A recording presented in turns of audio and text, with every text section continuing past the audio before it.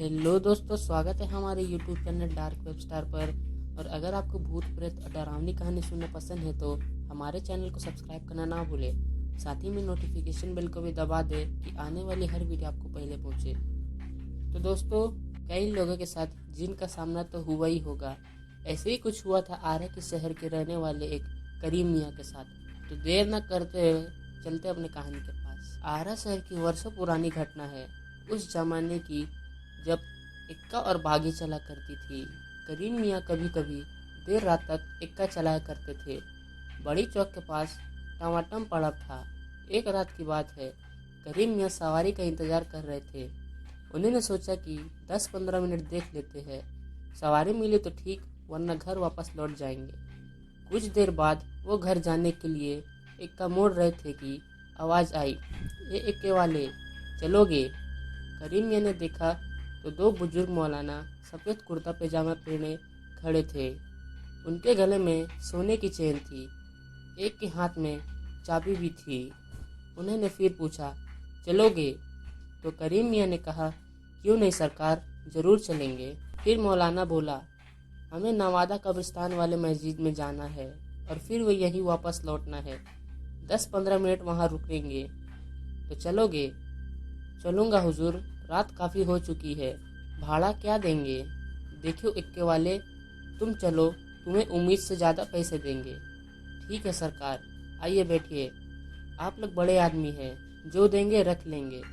वो लोग इक्के पर बैठ गए। करीम मियाँ ने उसे सड़क पर दौड़ाने स्टार्ट कर दिया। मुश्किल से 2 किलोमीटर का रास्ता था, सड़क पर ट्रैफिक भी नहीं था। 10 मिनट में वो लोग कब्रिस्तान पर पहुंच गए। दोनों मौलाना उतरे और करीम को इंतजार करने को कहकर मस्जिद की तरफ बढ़ गए। करीम मियाँ तंबाकू मलने लगे। 15 मिनट बाद वो वापस लौटे और इक्के पर बैठे हुए वापस लौटने को कहा। करीम खान ने इक्के को वापस लौटा दिया। रात के सन्नाटे में दौड़ता हुआ इक्का कुछ ही देर में बड़ी चौक पर पहुंच गया। मौलाना नीचे उतरे। उनमें से एक ने पूछा, तुम्हारा नाम क्या है? करीम ने अपना नाम बताया। उन्होंने 100 का एक नोट देते हुए कहा, तुम हमें रोज इसी वक्त यहाँ से नवादा ले जाना और ले आना। तो करीम मियाँ ने, ठीक है सरकार, रोज आपका इंतजार करेंगे, लेकिन आपने इतना बड़ा नोट दिया है, मेरे पास इसका खुदरा नहीं है। तो मौलाना ने कहा कि खुदरे की कोई ज़रूरत नहीं है, ये पूरा तुम्हारा है और रोज़ तुम्हें इतने ही पैसे मिलेंगे। लेकिन सरकार, ये तो बहुत ज़्यादा है, इतने तो हम महीने में भी नहीं कमाते हैं। वो हंसते हुए बोला, कल ठीक समय पर आ जाना। उस जमाने में 100 रुपये बहुत ज़्यादा होते थे। अच्छे अच्छे अधिकारियों का भी उतना इनकम नहीं होता था। करीम मियाँ सोचते हुए घर की तरफ बढ़ गए। अगले दिन से वो रात को मौलाना का इंतजार करते और हर रोज उसे 100 का नोट मिल जाता। पैसे आने पर घर की हालात सुधरने लगी, रहन सहन का तार सुधरने लगा। पर पड़ोस के लोगों को समझ में नहीं आया कि उसकी कौन सी लॉटरी लग गई है। कुछ लोगों ने पुलिस में शिकायत कर दी। थाना के दरोगा ने रात के वक्त चौक पर सवारी समेत करीम मियाँ को दबोच लिया और तुरंत थाने में लेकर बंद कर दिया। उन्होंने पूछा कि वो लोग कौन सा गंदा काम करते हैं।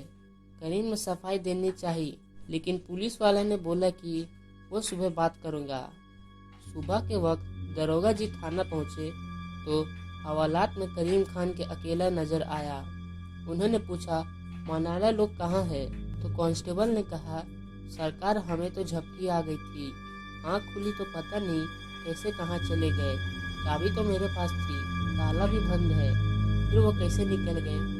दरोगा ने बड़े गुस्से से कहा, सही सही बताओ, तुम्हारे पास इतना धन कहाँ से आया?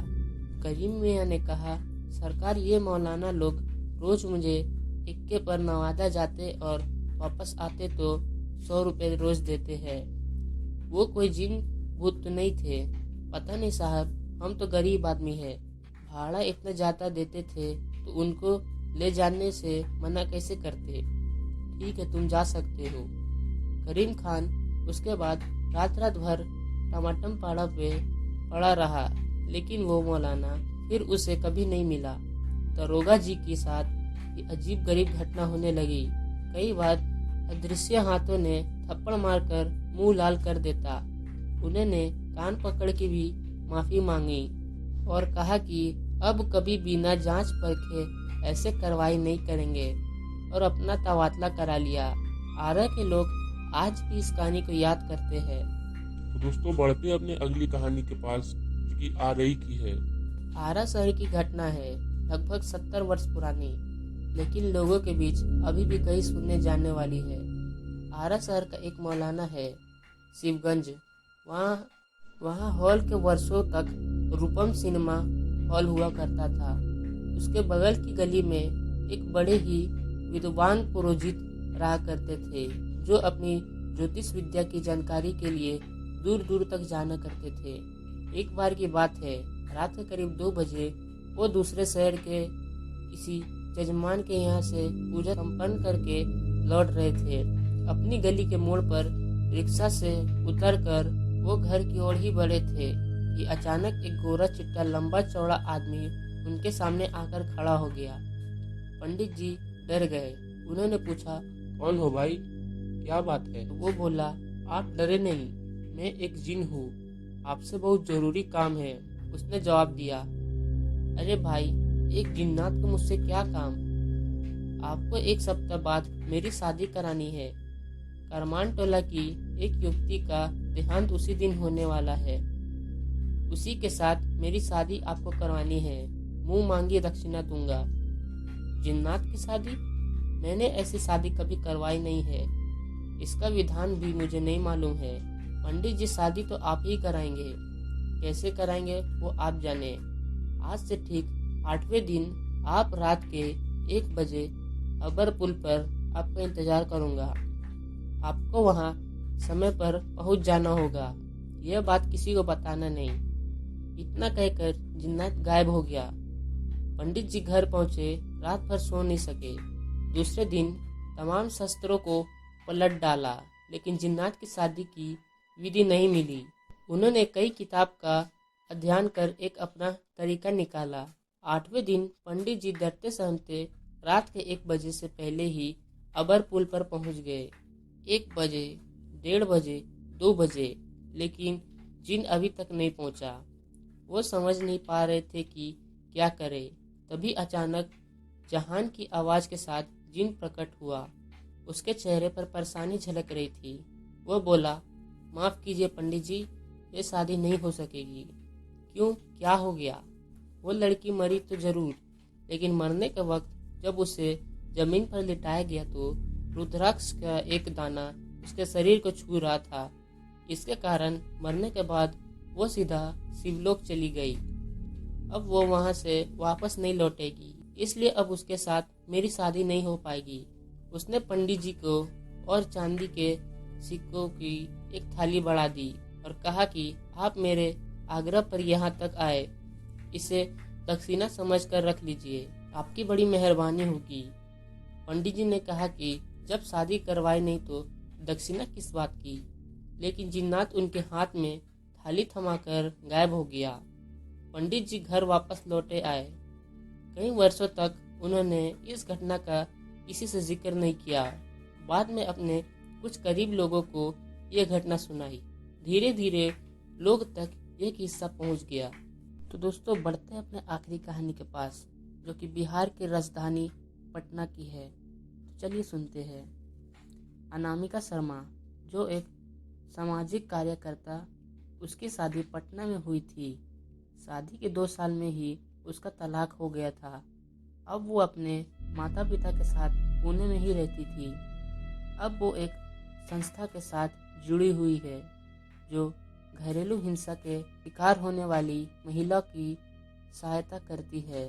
शादी टूटने से ही कोई भी महिला खुश नहीं रहती है, लेकिन शादी करके जुलूम सहने से अच्छा है कि हम अकेले ही रहे। आज मैं आपको एक भयानक रहस्य बताती हूँ कि जिस वजह से मेरा तलाक हुआ था। वैसे तो मेरी पति मेरे बहुत ही अच्छा ख्याल रखते थे, लेकिन जब उन्हें गुस्सा आता तो वो एक अजीब इंसान बन जाते कि आवाज़ भी भारी हो जाती है।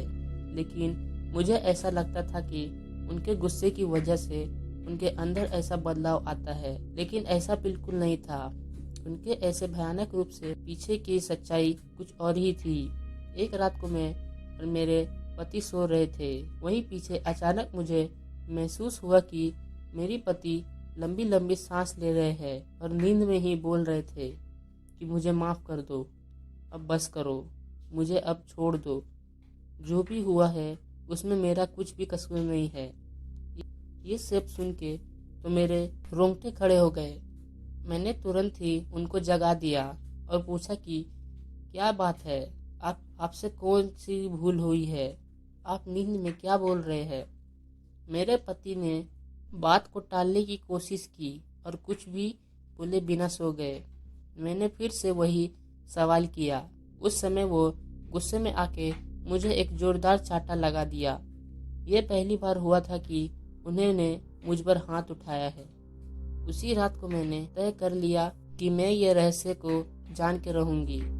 दूसरे दिन मैंने अपनी सास से उनके बेटे की कसम दिलाकर सारी सच्चाई के बारे में जान लिया कि हमारी शादी से पहले मेरे पति की दूसरी लड़की के साथ सगाई हो चुकी थी और 3 महीना के अंदर वो सगाई टूट चुकी। सगाई टूटने के कारण वो लड़की पंखे से लटक कर आत्महत्या कर ली थी और वही लड़की अब प्रेत बनकर मेरे पति को हैरान कर रही थी। इस बात के कारण कोई भी परिवार अपनी बेटी देने के लिए तैयार नहीं हो रहा था, इसलिए उन्होंने ये बात हमसे छुपाई थी। उस रात मैं अपने पति से खूब लड़ाई की और मैंने तलाक लेने का फैसला कर लिया, क्योंकि इतनी बड़ी सच्चाई हमसे छुपाकर हमें धोखा दिया था। एक रात को करीबन रात के 2 बजे मुझे जगाकर बोली कि तुम इस कमरे से बाहर निकल जाओ। उस समय उनकी आंखें खून से लाल चोर हो गई थी और मेरे सामने इस तरीके से देख रहे थे कि मैं कोई पराई व्यक्ति हूँ। मुझे पता था कि इस समय अगर मैं विरोध करूंगी तो वो मेरे साथ मारपीट करने लगेंगे, इसलिए मैं चुपचाप वहां से बाहर निकल गई और जाके डाइनिंग रूम में बैठ गई। लेकिन मुझे नींद नहीं आ रही थी, इसलिए मैंने ये सोचने लगी कि मेरे आगे की जिंदगी कैसे बीतेगी। उसी समय बेडरूम से किसी की बात करने की आवाज आने लगी। मैं बहुत डर गई। मैं डर के मारे कांपने लगी, क्योंकि कमरे में पति के अलावा वहां पे कोई नहीं था। मैं तुरंत कमरे से झांक कर देखा तो मेरे तो होश ही उड़ गए। हमारे कमरे में पंखे पर लाश लटका था। मेरे पति लाश के नीचे बैठकर जोर जोर से रो रहे थे और पास में खड़े हुए एक परछाई से बात कर रहे थे। ये सब देखने के बाद मुझे तो चक्कर आने लगे। मैं तुरंत ही मेरे सास और ससुर को उठाया और बेडरूम का दरवाजा खोलने के लिए कहा। थोड़ी ही देर में पति बेडरूम से बाहर आ गए और अपनी सारी बातों से फिर गए और उस समय कमरे में कोई नहीं था। मैं दूसरे ही दिन अपने माता पिता के वहाँ चली गई और सारी सच्चाई बता दी। मेरे पिता मुझे एक साधु के पास ले गए। मैंने उनको भी सारी बात बता दी। तब उन्होंने जो कहा वो एक चौंकाने वाला रहस्य था।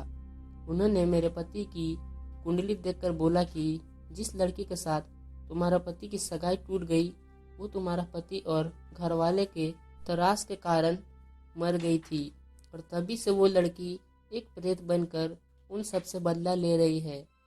तभी से उस लड़की की प्रेत आत्मा ने तुम्हारी पति के शरीर में और दिमाग पे कब्जा कर रखा है और वो कभी भी अपना बदला लेने के लिए कभी भी हमला कर सकती है।